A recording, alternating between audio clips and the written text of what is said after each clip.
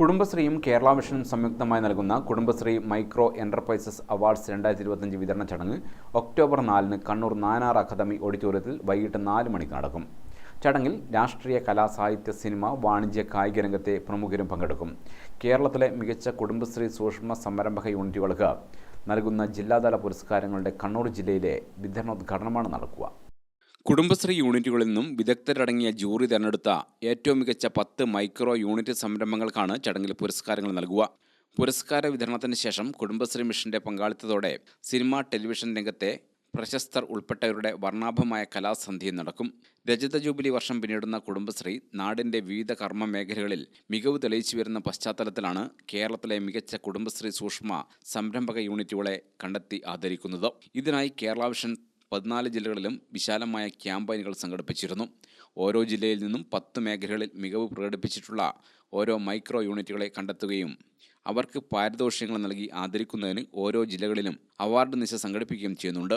ഇതിനായി പ്രത്യേക ജൂറിയെയും ചുമതലപ്പെടുത്തിയിട്ടുണ്ട്. ഒക്ടോബർ 4-ന് കണ്ണൂർ ജില്ലയിലും നടക്കും. കണ്ണൂർ ജില്ലയിലെ ഏറ്റവും മികച്ച കുടുംബശ്രീ സംരംഭങ്ങളെ കണ്ടെത്തുകയും ഇതിൻ്റെ എൻട്രി ക്ഷണിക്കുന്നതും എല്ലാം കുടുംബശ്രീ മിഷനുമായി ബന്ധപ്പെട്ടാണ്.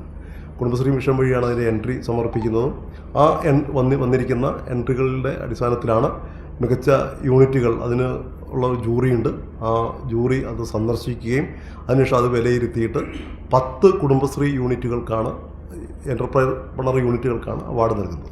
അത് 10 വിവിധ വിഭാഗത്തിൽപ്പെട്ടതാണ്. ഇപ്പം പല രീതിയിലുള്ള, ഇപ്പം ഇലക്ട്രോണിക്സ് മേഖലയിൽ പ്രവർത്തിക്കുന്ന യൂണിറ്റുകളുണ്ട്, അതുപോലെ തന്നെ ഫുഡുമായി ബന്ധപ്പെട്ടിട്ടുണ്ട്, അങ്ങനെ പല മേഖലയിൽ, ഹാൻഡിക്രാഫ്റ്റ്, അങ്ങനെ പല മേഖലയിൽ പ്രവർത്തിക്കുന്ന യൂണിറ്റുകളുണ്ട്.